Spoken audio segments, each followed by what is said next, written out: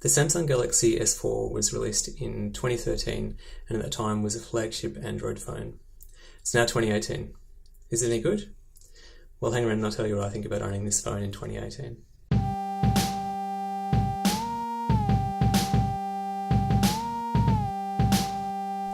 When I first received the S4, I factory reset it back to stock Samsung Android 4.2, which is the operating system it came with at the time of release. Got to tell you, it was a pretty bad operating system in terms of visual design. It had really bad garish colours, and we're still using the Droid font, which is the old Android operating system font, and it was pre Google Material Design, which is quite a nice visual design language that they now use extensively on their phones. The particular problem also, I think, was that Samsung tend to go really full on with colours and icon design in their versions of Android, and that just didn't suit me. I couldn't see myself using this phone long term with that operating system. So one of the first things I did was to upgrade Android using Cyanogenmod to Android 7.1. That gave the phone a lot more of that material design and improved the user experience quite a lot. There's much better implementation of notifications, and the organisation of the settings for Android and for app privileges is, I think, much better in the more recent versions of Android. So user experience wise, upgrading the phone made a lot of sense and has made it much easier to use. Visual design as well, I think, is far improved. It now does use material design, so it has a much more soft look.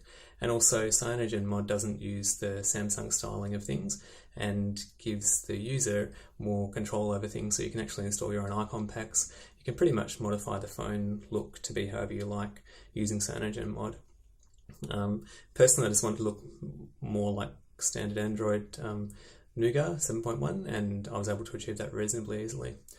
I'll leave a link in the description below on how you can go about installing Cyanogenmod, and I definitely recommend that you do that if you own this phone. It makes it much easier to use and much nicer to look at. If it's something you can look at every day, I think that's important. The other thing about Cyanogenmod though is it's not really for the faint-hearted. You will be looking at several hours at least to upgrade your phone using this, and you may pull your hair out a bit doing it. So if you're not up for that, then maybe it's not for you. But my personal experience was it was very straightforward. I followed the instructions methodically and I got it right first time, and the phone's been great since then. So I definitely recommend doing it, but just beware, or maybe quite in depth. The specs for the phone are reasonably good, and I'll also leave a link to the specs in the description below. When I say reasonably good, they're flagship specs in 2013. In 2018 they're okay. The screen is quite bright. The cameras have a decent megapixel count, has 2 GB of RAM, has a decent processor, so I think all the specs do support quite a good user experience, and I've found that with those specs and with running Android 7.1 through Cyanogenmod, that using the phone has been smooth and no noticeable lag, and it's just been a smooth experience. I think that these specs do support modern operating systems still in 2018 and probably for the next few years, or couple of years. One thing about the specs on the phone is probably the cameras that I should mention. So the front-facing camera which you're looking at now shoots in 1080p video, or it's a 2 megapixel still shooter. The forward-facing camera is 13 megapixels and can shoot up to 4K. They're both capable of capturing nice images in good light. I think here, like the background in this particular room you're looking at is darker, and you might be seeing a little bit of noise in that part of the image. They're not really great cameras for shooting in low light, so if you feel that you're going to shoot in low light a lot, then just be prepared for a lot more noise and be a little bit more difficult to get a really fantastic image. I think also I've got to say that like an imperfect image has a lot more character than a perfect image, and there's so many phones and other devices now that just take fantastic perfect images and give you the ability to add in depth of field and do other effects. Having something with a bit of imperfection, I think, I don't see that being a bad thing. That's character for your images, and sure, you want everything to be perfect, every image to be perfect every time, but on this device you won't get that. So I think working with the limitations could actually result in some more interesting images that you can own a bit more than something that's perfect from a brand new higher megapixel, better low light performing device. The industrial design of the phone I find to be reasonably good. It's at quite a good spot in the history of the Samsung Galaxy range where they'd moved away from just mimicking the iPhones directly, and it is a different looking product to an iPhone in as much as a 5-inch slab of smartphone can be different looking to an iPhone. When I received the phone, it did have a lot of chipping and wearing around the outer bezel, and so that may be something that to look out for if you're looking for a second-hand one. But I've actually put a bump cover on it, and I suggest that you do as well. The bump cover hid the outer bezel anyway, but I recommend that you do find a bump cover for it because the screen goes edge to edge, and you know, you drop your phone. I always do.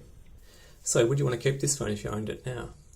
Well, I reckon as long as you upgrade it to a more recent version of Android, this phone would be with you for many, or 2 to 3 years to come, albeit that during that time, general smartphone specs will improve and you may see things like VR and AR take advantage of those specs.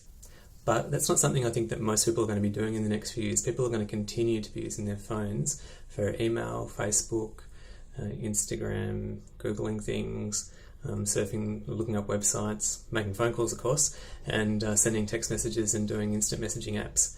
And all of those things are totally within the capability of the S4. It runs all of those things really smooth and will continue to do so. The good thing about having it on a more recent version of Android too is that all the current versions of those apps are available in the Play Store to install onto this phone. It's a bit different to an iPhone of a similar vintage where you might be still stuck on iOS 7 or 8 and you won't be able to install newer apps.